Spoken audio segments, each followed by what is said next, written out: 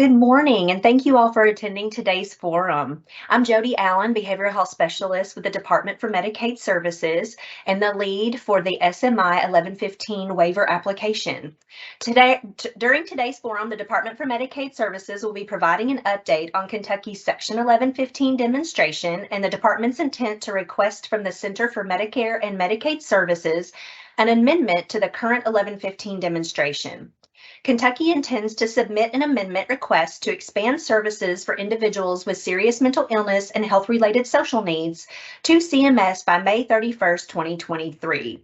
There has been much discussion, collaboration, and research preparing for this request, and we're excited about the potential to expand services to Kentuckians in this way. Before we get started, a few housekeeping items. Wanted to let you all know that we are recording this morning's forum. I've got to sneeze. Hold on just one moment.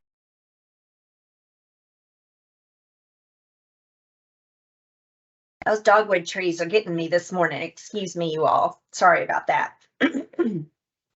So we are recording this morning's forum. Please put your name, organization, and contact information in the chat for attendance purposes today. To avoid distractions and accidental noise issues, your microphones are set to mute today for the duration of this presentation. Kentucky DMS is conducting a public comment period to receive feedback regarding the state's proposed amendment application. The public notice and draft of the extension application can be found on the DMS website under the public notice section. Please see the information displayed in the chat box regarding the comment process throughout today's presentation. Comments regarding the application in today's forum may be entered into the chat box, but also must be submitted to DMS. Comments and questions following today's forum can be submitted to the dms.issues@ky.gov mailbox with subject line 1115 amendment comments. Written comments must be postmarked before May 5th and should be mailed to Kentucky Medicaid Section 1115 Comment, care of DMS Commissioner's Office, 275 East Main Street 2E, Frankfort, Kentucky 40601. All comments should include a contact person, contact agency if applicable, and contact information, including email address.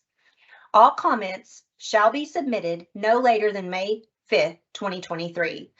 Following the comment period, all comments and questions will be addressed. Responses will be posted to the DMS website under the public comment section prior to submission of the application. Again, this information is also posted in the chat box and will be refreshed periodically throughout the forum today. If you do place a comment in the chat today, you will also need to submit that to our DMS issues inbox by email. At this time, we'll go ahead and begin the presentation. Our objectives for today: to be informed of Kentucky's 1115 amendment to request to improve health outcomes for individuals with serious mental illness or SMI and health-related social needs, HRSN. To be informed of the public comment process prior to submission of the official application in accordance with 42 CFR 431.08. We have a lot of information to cover this morning. So what is an 1115 amendment? An 1115 waiver is often described as a pilot or demonstration project that's likely to assist in promoting the objectives of the Medicaid program. The purpose of the demonstration is to give states additional flexibility to design and improve their outcomes. An 1115 demonstration project presents an opportunity for states to institute reforms that go beyond just routine medical care and focus on evidence-based interventions that drive better health outcomes and quality of life improvements. So in a nutshell, an 1115 allows us the flexibility to try some new ways to provide healthcare to individuals, and then we look to see if there are positive outcomes for those individuals and if there are cost savings for Medicaid as well. Our current 1115 demonstration is Kentucky's overarching 1115 authorities called Kentucky Helping to Engage and Achieve Long-Term Health, or Kentucky Health.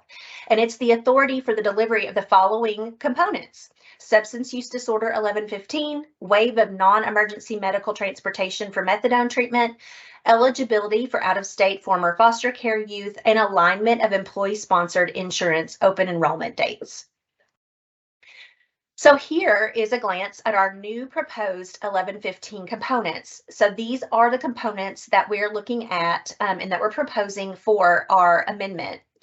Number one is to reimburse medically necessary short-term, defined as statewide average length of stay no longer than 30 days, inpatient treatment services within settings that qualify as institutions for mental diseases or IMDs for Medicaid eligible adults with SMI. DMS is referring to this component as IMD expansion. Number two is to implement a pilot program to provide health-related social needs services, specifically recuperative care services, also known as medical respite care, to adult beneficiaries who are homeless or at risk of homelessness and need additional medical support and care coordination. DMS is referring to this component as the recuperative care pilot program. So our two components are IMD expansion and allowing inpatient treatment in IMDs for up to 30 days. And then the other is recuperative care pilot program. So let's take a look at the legislative background that we've considered throughout this process. In 2021, HCR 7, or the SMI Task Force, was created, and the SMI Task Force provided recommendations for DMS to expand services for individuals with SMI. Out of that process, 2022, Senate Joint Resolution 72 became a directive for DMS to apply for a waiver to expand supportive housing, supportive employment, and medical respite services. And just so that you all know, the medical respite services we plan on putting into our 1115 amendment. We're actually considering another waiver to provide the supportive housing and supportive employment. And you can read more about that in the draft that is posted online. But for our purposes today, we're going to stick with the components for the 1115.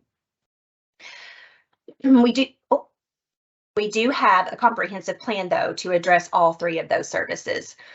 Let's go ahead and move on to the overview of Kentucky efforts to improve the continuum of care for the SMI population. So as you can see here in the middle, Kentucky Medicaid mental health system of care. So this is in general, in the middle, our health system of care for mental health. We have initiatives statewide and through DMS. We have services that are in our SPA through DMS, and we have provider types through DMS where organizations can enroll and provide behavioral health. So we wanted to just really kind of overview briefly for you all some of those specific services related to the SMI population. So in 2014, Kentucky expanded Medicaid and has since broadened overall access to behavioral health services. There are many state plan covered services for beneficiaries with SMI, ranging from individual services to community supports, among outpatient settings to more intensive settings. So there's a full continuum of services for individuals with SMI and behavioral health needs. A full list of Medicaid state plan services can be found on the DMS website. But some of these examples of services are individual psychotherapy, family psychotherapy, on to targeted case management, comprehensive community support services, residential crisis stabilization. These are just some examples, but we have a full listing on the DMS website. Also, there are many provider types that can enroll with Medicaid in a variety of ways for behavioral health service provision. And specifically, some that I've listed here for you that would be related to the SMI population are the community mental health centers, the behavioral health service organizations, certified community behavioral health clinics, individual practitioners, multi-specialty groups, residential crisis stabilization units, and psychiatric hospitals. So we have a range of provider types also. There are several initiatives, many initiatives going on in Medicaid that are relevant to SMI, but I wanted to just touch on a couple here for you all so that you can see some of the statewide initiatives that are going on. So we have the Mobile Crisis Intervention Services implementation. Kentucky DMS received funding for a one-year Mobile Crisis Intervention Services planning grant, which was completed in 2022. And the goal of implementation for the planning grant is to increase behavioral health preparedness for complex and high acuity individuals and to decrease the overuse of law enforcement responding to behavioral health crisis calls, which can specifically be related to the SMI population. Certified Community Behavioral Health Center, CCBHC demonstration. In August of 2020, Kentucky was selected to participate in the CCBHC demonstration to improve overall health by bolstering community-based mental health and addiction treatment and advance behavioral health care to the next stage of integration with physical health care.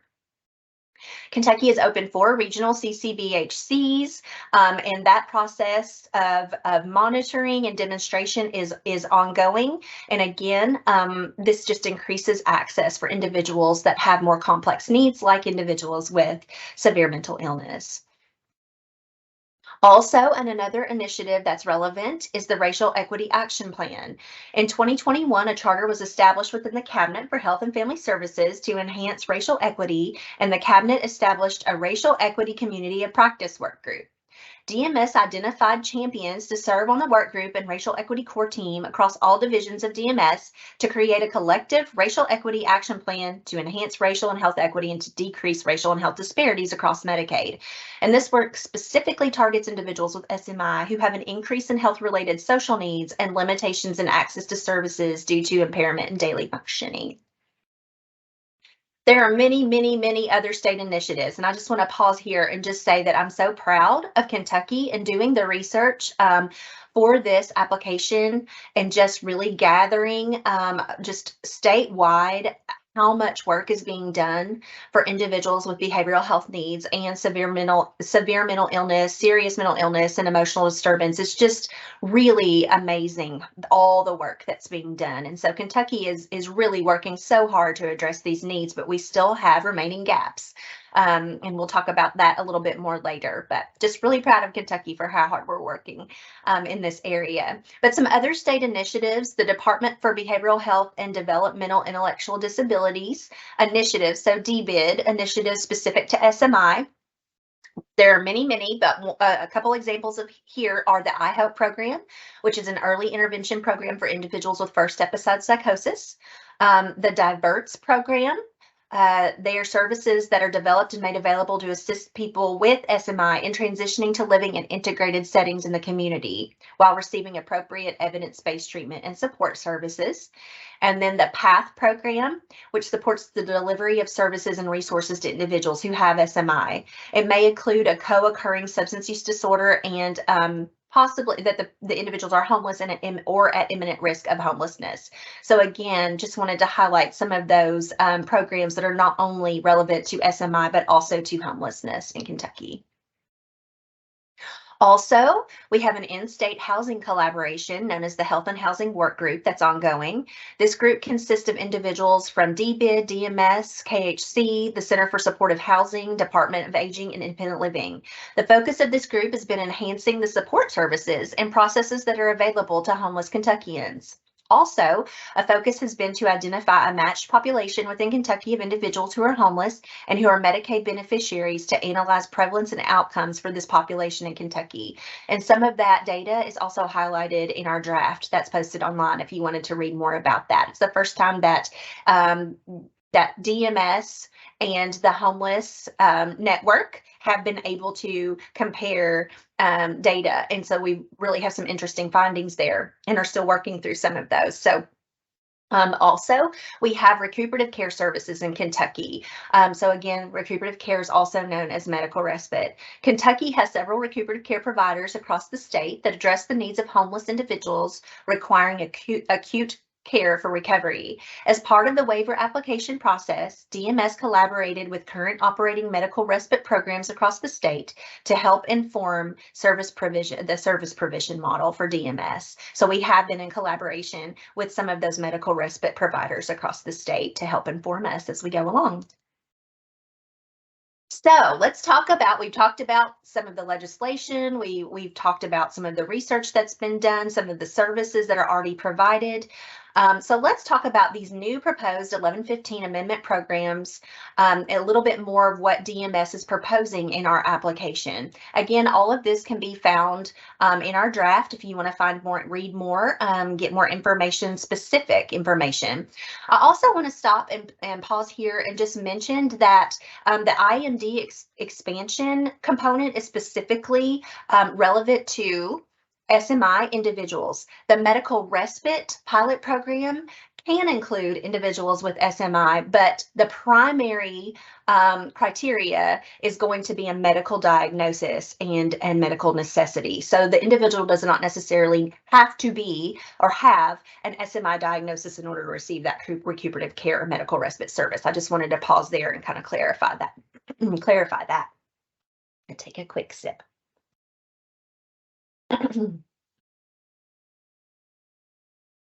Okay, so DMS is proposing for the IMD expansion some of the following components and criteria. This will be for Medicaid beneficiaries 21 to 64 years of age.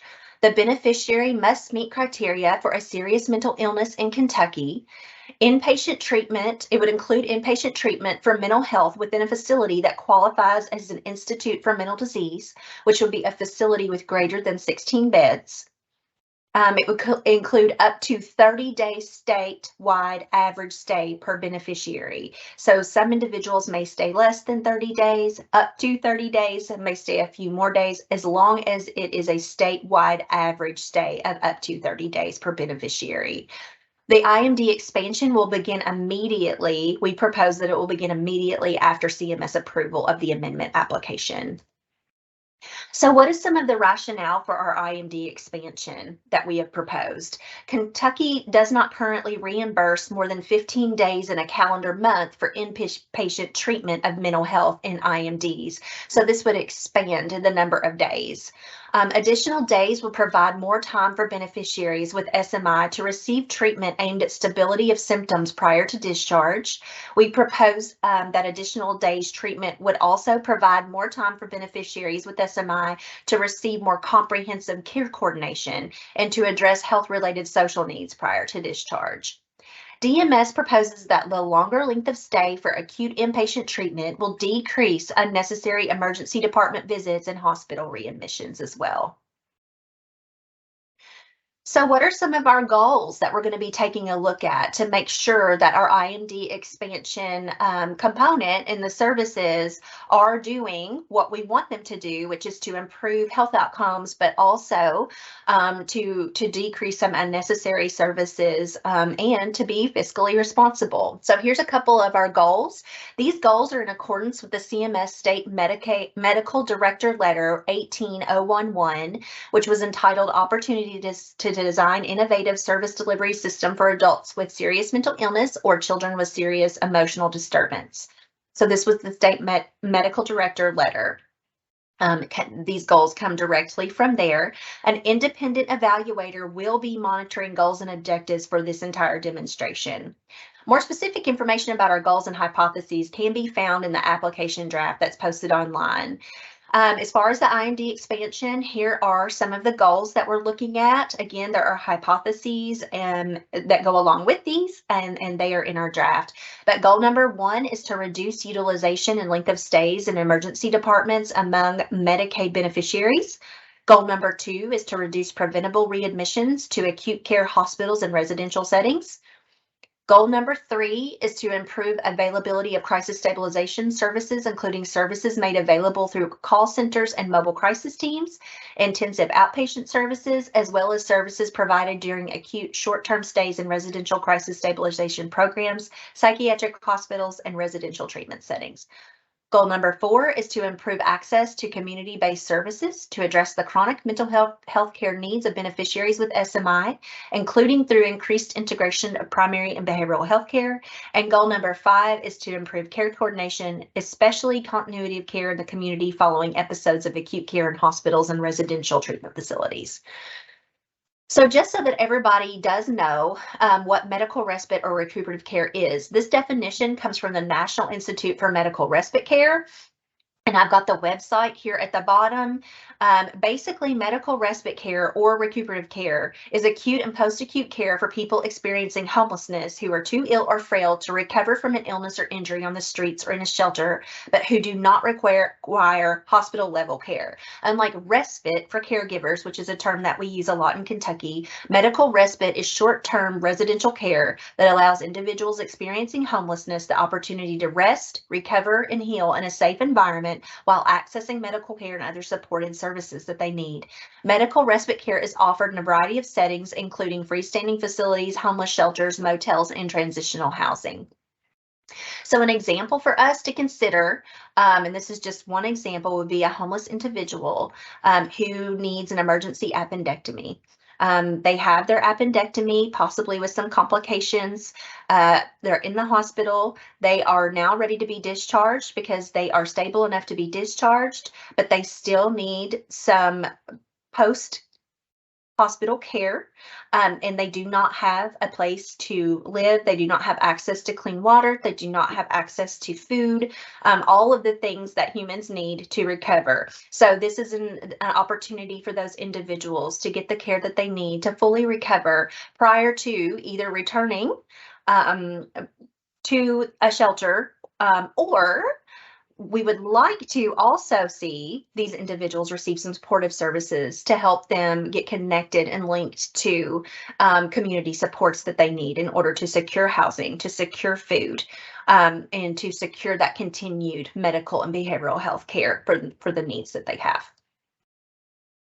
So the rationale for our recuperative care pilot program: Kentucky Medicaid does not currently cover recuperative care services as part of the Medicaid state plan. So we would like to add that to the state plan at some point, and we want to try this and see how it works. SJR 72 has directed DMS to apply for a waiver for medical respite. So that's also part of our rationale. Current research indicates that positive health outcomes for beneficiaries do occur when health-related social needs are addressed. Current in-state providers do not have adequate funding to expand services to meet the current needs of individuals in our state. DMS proposes that providing recuperative care services will decrease emergency department visits and hospital readmission rates post-discharge for beneficiaries and will improve health outcomes while decreasing expenditures. So here are the proposed eligibility criteria for the pilot program for recuperative care. We are proposing this for Medicaid beneficiaries who are 18 years of age and older, for beneficiaries who are homeless or at risk of homelessness who meet the criteria based upon definitions in 24 CFR 91.5, and beneficiaries who are at risk of hospitalization and/or readmission with a medical or other care need. A couple of examples of that: following discharge from acute care facility or emergency department, or have a planned medical procedure requiring preparation care, which would be like a colonoscopy as an example, or have a planned medical treatment. An example would be chemotherapy treatment requiring care to or following the treatment, and the individual must have a primary medical diagnosis. This is a medical service. And we used the National Institute for Medical Respite Care to help us guide our criteria, as well as the discussions with our current in-state providers. So the main criteria here is that the individual must be homeless or at risk of homelessness, have a medical need for this service, and have a primary medical diagnosis. Recuperative Care Pilot Program proposed service components. Again, we used multiple different models to inform our proposed service components here, and this is at minimum. There may be additional services that we add to this, but right now, at minimum, 24-hour staffed program, 3 meals a day for the individuals in the care, arrange transportation to any and all aftercare appointments, access to a phone for telehealth and/or communications related to medical needs, safe and secure space to store personal items, a wellness check at least one time every 24 hours by a medical professional, safe and secure space to store medications in a patient's room, a nursing assessment within 24 hours of admission, medication monitoring supervised by a licensed clinical staff, on-site or access to community behavioral health services for a behavioral health screening and brief intervention and referral as needed, care coordination plan to be completed within 72 hours of admission, on-site care coordination, required trainings for clinical and non-clinical staff. The settings that we're proposing for this pilot program: interim housing facilities with additional on-site support, separate units of shelter beds with additional on-site support, and converted homes with additional on-site support. Some of the limitations that we're considering for this proposed pilot program: DMS proposes to reimburse up to 20 beds per program at any given time to provide up to 45 days of service or care per beneficiary. So again, that is 20 beds per program at any given time to provide up to 45 days of service or care per beneficiary. Providers interested in the pilot program must already be established programs currently providing recuperative care services in Kentucky. Providers interested in participating in the recuperative care pilot program will be expected to adhere to the proposed service components outlined by DMS for recuperative care. And prior to participating in the pilot program, providers are expected to be listed on the provider directory through the National Institute for Medical Respite Care. The time frame for recuperative care pilot program: Kentucky proposes to implement the recuperative care pilot program 1 year following the approval of this amendment. The demonstration is projected to occur over a 5-year time frame. Some of the goals that we're taking a look at, and again, you can find the hypotheses in our draft that's available online for you to read further. But some of the goals that we're taking a look at: goal number 1, reduce utilization of avoidable high acuity healthcare services through improved access to other continuum of care services. Goal number 2, reduce health disparities by improving beneficiary physical and behavioral health outcomes. Goal number 3, reduce health disparities by improving access to community-based services to address health-related social needs. Goal number 4, ensure long-term fiscal sustainability of recuperative care services. So now let's talk a little bit. We've talked about the specific service components and what Kentucky DMS is proposing for this waiver for the IMD expansion, as well as recuperative care services. And now we want to fully share with you some information about the overall demonstration eligibility. So all Kentucky Medicaid enrollees are eligible in mandatory, optional, or expansion eligibility groups approved for Medicaid coverage in between the ages of 21 to 64, with federal poverty limit of up to 218%, depending on eligibility and type of assistant, would be eligible for IMD stays. And all Kentucky Medicaid enrollees for the same group as listed up here in the first bullet would also be eligible for recuperative care services proposed under the waiver, as long as the individual meets the recuperative care eligibility criteria discussed earlier in the presentation and the services are medically necessary. So no Medicaid eligibility changes or modifications to the current Kentucky Medicaid fee-for-service or managed care arrangements are proposed through this amendment.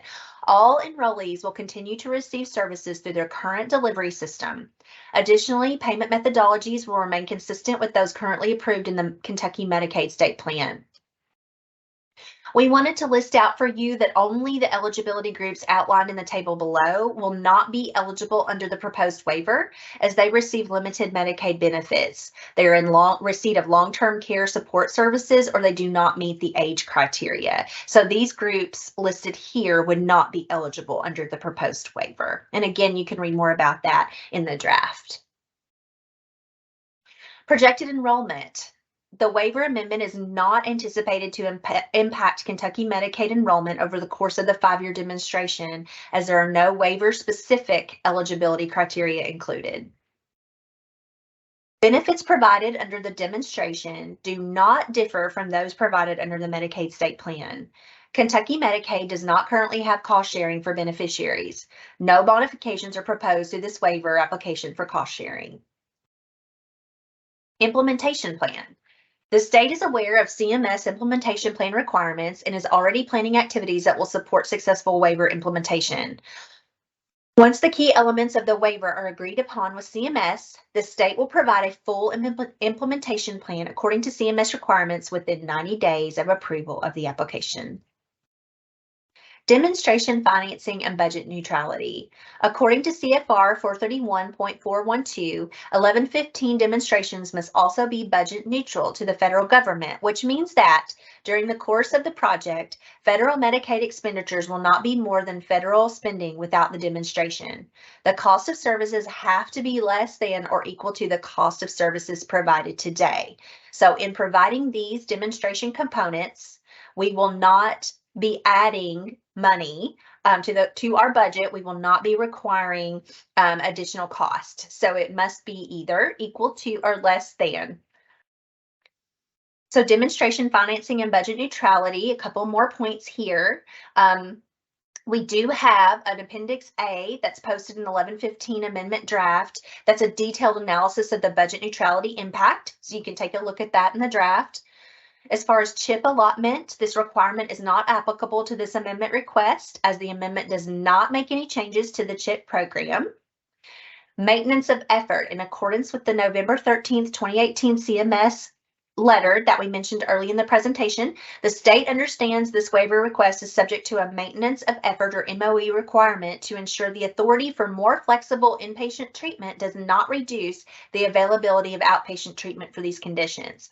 The Commonwealth has many outpatient services, provider types, and initiatives to serve the SMI population, as we covered earlier during this presentation, and that will continue to be available to beneficiaries despite increasing access to inpatient treatment services throughout this demonstration. So here is the with waiver and without waiver demonstration, the budget neutrality. You can see the chart here that goes over with waiver and without waiver over the 5 years and the total expenditures. Again, I'm not going to go over this in detail. You can see this in our draft that's posted online. So here's the I&D expansion budget neutrality chart. And then we also have the recuperative care budget neutrality chart with the total expenditures at the bottom. Kentucky requests waiver of Section 1902A10B to the extent necessary to allow the state to offer health-related social needs, specifically recuperative care for beneficiaries who meet the eligibility criteria specified in this waiver amendment application. The state requests expenditure authority for Medicaid state plan services furnished to otherwise eligible individuals who are primarily receiving treatment for an SMI or who are short-term in facilities that meet the definition of an IMD. So let's go over again about our public notice and comment period. So we are currently in, we posted for our public notice, and we are currently in the comment period. Part of that process is this presentation today and your feedback that you have for us. So the public notice has been conducted according to 42 CFR 431.408 in the application. The abbreviated public notice and draft of the application can be viewed on the DMS website under public notices. And then also, if you would like more information about the Kentucky Health 1115 demonstration, the historical information there, you can refer to the Kentucky Health 1115 demonstration, which is also on our DMS website. So public comments can be submitted by email received on or before May 5th to dms.issues@ky.gov with subject line 1115 amendment comment. Written comments must be postmarked by May 5th also, and they can be emailed to this address. Prior to submitting Kentucky's Section 1115 demonstration amendment request to CMS, DMS will follow guidelines and procedures according to 42 CFR 431.408 regarding collection, review of, and response to public comments. And when we do submit that officially, the public comments will be included with our application. I want to thank you all so much. I know we went through a lot of information quickly today. We are completely open to questions and comments that you have regarding our proposed amendment application. We thank you for your interest in the work that we're doing, and are open to questions and comments related to this application.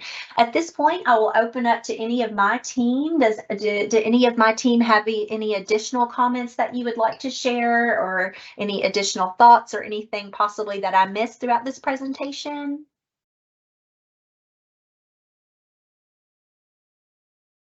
Okay, I think we covered everything that we needed to cover with you all today. Again, you have our dms.issues@ky.gov email address if you have any questions or concerns. Thank you so much for joining us today and for your interest in the work that we're doing for Kentuckians.